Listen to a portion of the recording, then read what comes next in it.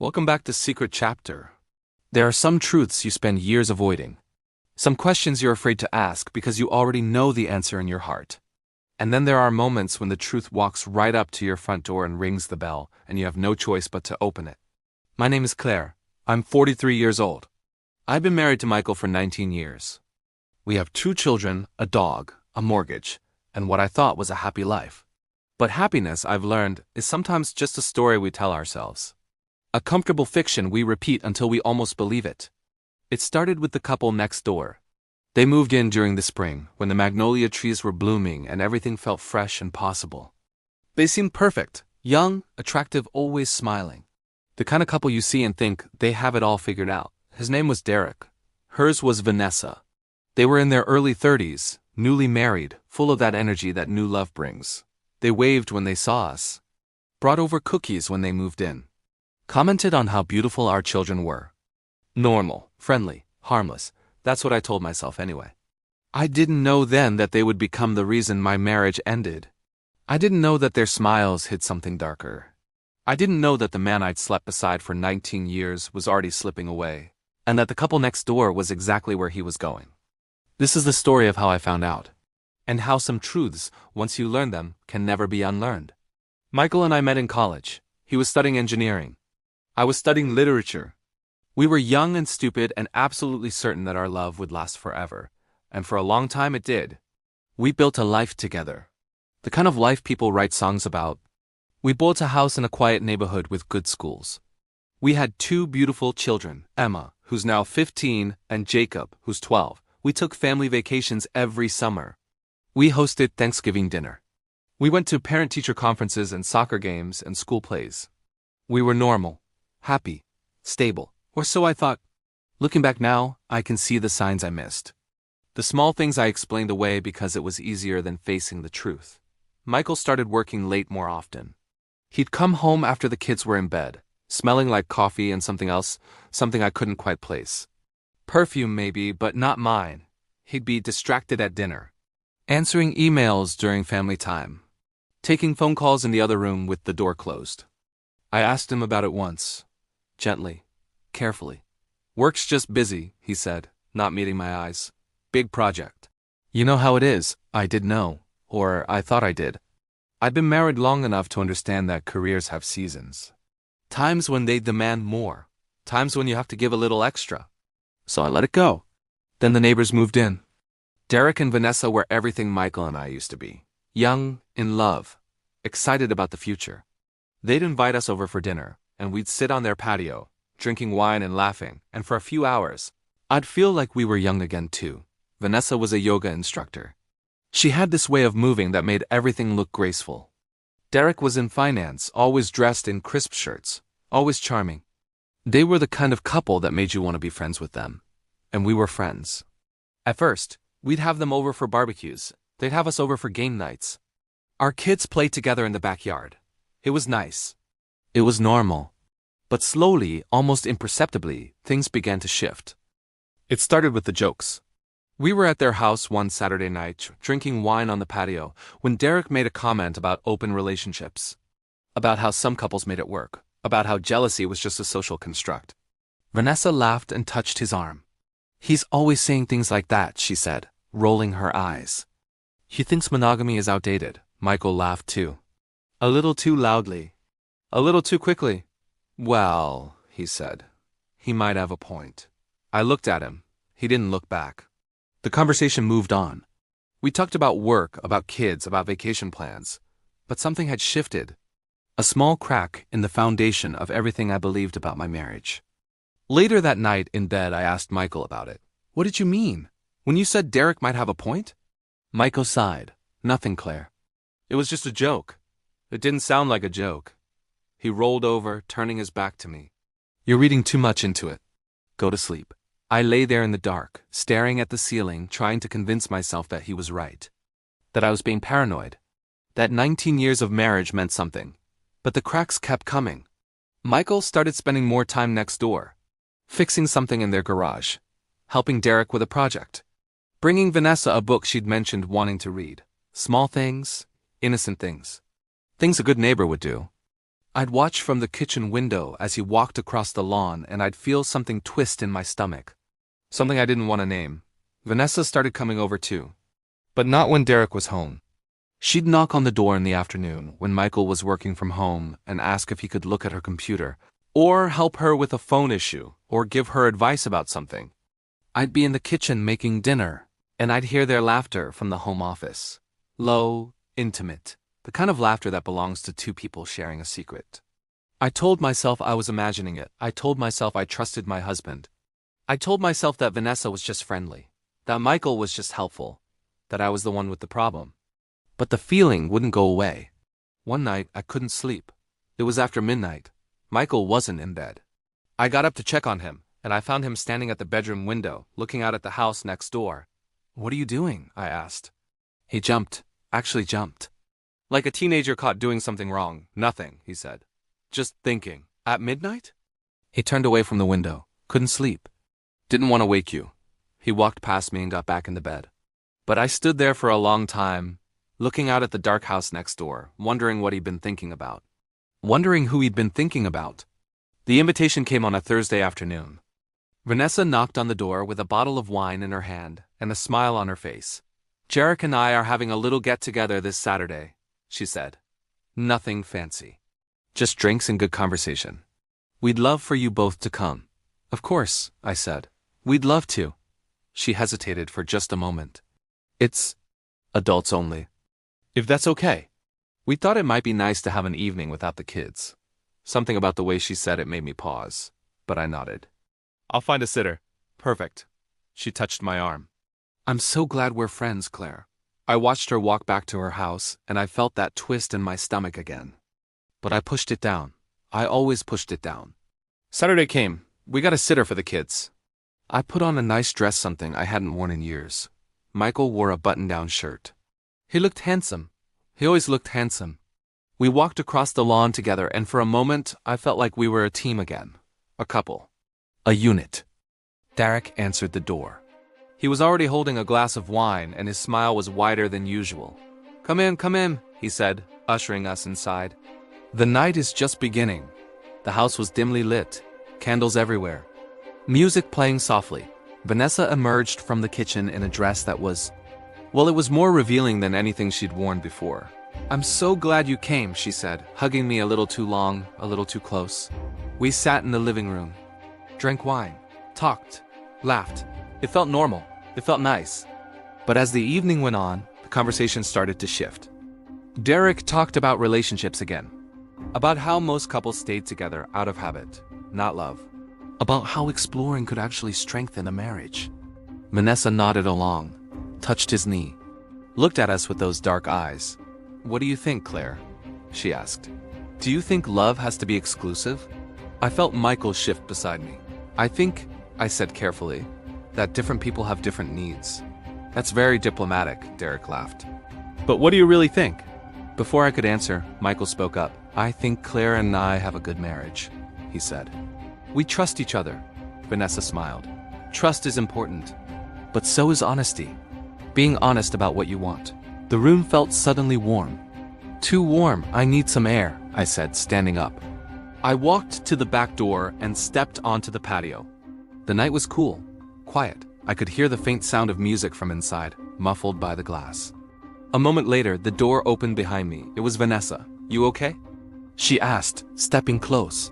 "Fine, just needed a minute." She stood beside me, close enough that I could smell her perfume. Something floral. Something expensive. "Derek and I have been talking," she said quietly. "About you and Michael." I looked at her. "What about us?" She turned to face me. In the dim light from the house, her eyes looked almost black. "We think you're special," she said. "Both of you. We'd like to get to know you better. In every way." I stared at her, not understanding. Or maybe not wanting to understand.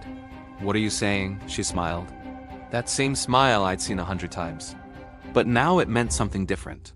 "We're saying we'd like to share. With you, with Michael. All of us together." The word hit me like a physical blow. Share. She meant share. In every way. Together. I couldn't find words. "I don't think..." "It's okay," she said softly. You don't have to decide now. Just think about it. She went back inside, leaving me alone in the dark. I stood there for a long time, thinking about Michael's jokes, about his late nights, about the way he looked at Vanessa. And I knew. I knew with a certainty that made me want to be sick.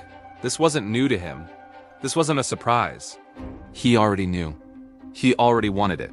Maybe he'd already had it. I walked back inside. Michael was sitting on the couch, Derek beside him, their heads close together, talking quietly. When I walked in, they pulled apart. Just a little. Just enough. I think we should go, I said. Michael looked at me. For a moment, something flickered in his eyes. Guilt? Fear? I couldn't tell. Already? He said. Already. We said our goodbyes. Vanessa hugged me again, and I felt her lips brush my ear. Think about it, she whispered. I didn't sleep that night. I lay in bed, staring at the ceiling, while Michael breathed softly beside me, pretending to sleep. Or maybe actually sleeping, I didn't know anymore. The next morning, I confronted him. We need to talk. He was making coffee. His back was to me, but I saw his shoulders tense. About what? You know about what? He turned around. His face was careful, controlled. Claire, whatever you were rethinking... Thinking that our neighbors just asked us to sleep with them. And you didn't look surprised. He opened his mouth. Closed it, opened it again. Have you already been with her, Michael? The question hung in the air between us. Heavy, poisonous. He didn't answer. He didn't have to. I walked out of the kitchen, out of the house, crossed the lawn to the house next door. I banged on the door until Derek opened it, shirtless, confused. Where is she? Claire, listen, where is she? Vanessa appeared behind him. She was wearing a robe. His robe. We need to talk, she said calmly. All of us. No, I said. You need to tell me the truth. How long? Vanessa looked at Derek. He nodded slightly. 6 months, she said quietly. Michael and I have been together for 6 months. 6 months. Half a year, while I made dinner. While I helped with homework. While I slept beside him every night. Does Derek know? I asked, my voice barely a whisper. Vanessa nodded. He's been with Michael too. The world tilted. I grabbed the doorframe to steady myself. You mean, all of you together? It's not what you think, Derek said quickly. We all care about each other. It's not just sex. I didn't hear the rest. I turned and walked away. Back across the lawn, past my house. I just kept walking, down the street, around the corner. Anywhere away from that place, those people, that life I thought I had. I walked for hours, through the neighborhood. Past the school where my children learned. Past the park where we'd pushed them on swings. Past all the ordinary places where our ordinary life had happened. And I thought about the word ordinary. Had it ever been ordinary? Had I ever really known the man I married? I thought about all the nights he came home late. All the weekends he spent helping next door. All the times I'd felt that twist in my stomach and told myself I was being paranoid. I wasn't being paranoid. I was being blind. When I finally came home, Michael was sitting at the kitchen table, his head in his hands. He looked up when I walked in and his face was wet. Claire, please, let me explain. I sat down across from him, not because I wanted to hear it, but because after 19 years I deserved to know. It started as a joke, he said. Derek and I were talking one night. About relationships, about possibilities. And then Vanessa came home, and we were all drinking, and one thing led to another. 6 months ago, I said flatly. He nodded. It wasn't supposed to happen. It just did, and you kept doing it. He didn't answer. Why, Michael? Was I not enough? He looked at me then, really looked. And I saw something in his eyes I'd never seen before. It wasn't about you, he said. It was about me. About something missing in me. Something I didn't know how to name. That doesn't make it better. I know. He wiped his face with his sleeve. I know it doesn't. I've been selfish. And cowardly, and I've destroyed everything. Have you? He looked confused. Have you destroyed everything? I repeated. Or have you just destroyed me? We sat in silence for a long time. I want you to move out, I said finally. Claire, not forever, not yet. But I can't look at you right now. I can't sleep next to you. I need space to figure out what I feel. What's left? He nodded slowly. Okay, I'll find a place. For a while. He stood up. Walked toward the door. Then stopped. I do love you, Claire. I know you don't believe that right now. But I do. I didn't answer. He left. The weeks that followed were the hardest of my life. I had to explain to the children why Daddy was staying somewhere else. I had to smile at parent-teacher conferences and pretend everything was fine. I had to look at the house next door every single day and remember what had happened inside it. Derek and Vanessa moved out a month later. I don't know where they went. I don't care. Michael and I started seeing a therapist. A small, quiet woman with kind eyes who let us both talk and cry and scream into pillows when we needed to. It wasn't easy. It isn't easy. Some days, I still hate him. Some days, I look at him and see a stranger. Some days, I wonder if I ever really knew him at all. But other days, I see glimpses of the man I married. The man who held my hand when our children were born. The man who stayed up all night with me when my father died. The man who made me laugh until I couldn't breathe. That man is still in there somewhere, buried under layers of lies and secrets and selfish choices. But still there. We're still together, for now.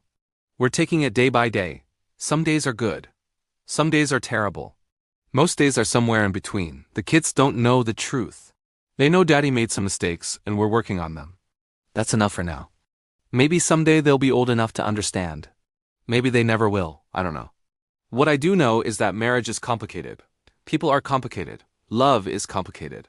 And sometimes the person you thought you knew best turns out to be a stranger. It's been a year now since that night. The house next door is empty again. New people move in next month, a young family with a baby. I hope they'll be happy here. I hope they'll never know what happened in that house before they came. Michael and I are still working on us. Still going to therapy. Still trying to find our way back to each other. I don't know if we'll make it.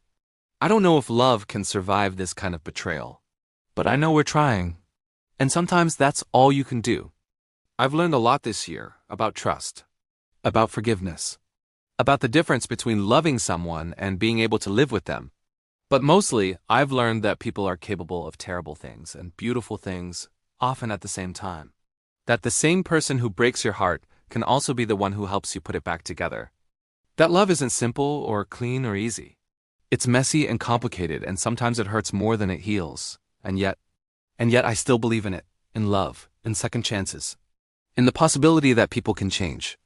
Maybe that makes me naive, maybe it makes me foolish. Maybe it makes me the kind of person who stays too long and hopes too hard. But I'd rather be that person than the one who gives up. The one who walks away and never looks back. The one who decides that broken things can never be fixed. Some things can't be fixed, I know that now, but some things can. And maybe just maybe we're one of them. Only time will tell.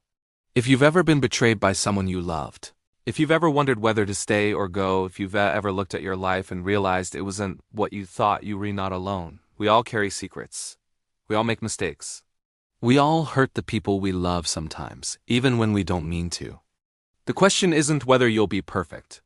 The question is whether you'll keep trying, keep hoping, keep loving, even when it hurts, because that's what makes us human. And that's what makes love worth fighting for. Thank you for listening to Secret Chapter. If this story touched you, please like and subscribe. Share it with someone who needs to hear that they're not alone, and remember every life has untold stories. This is where they come to light. See you in the next chapter. Till then, take good care of yourself.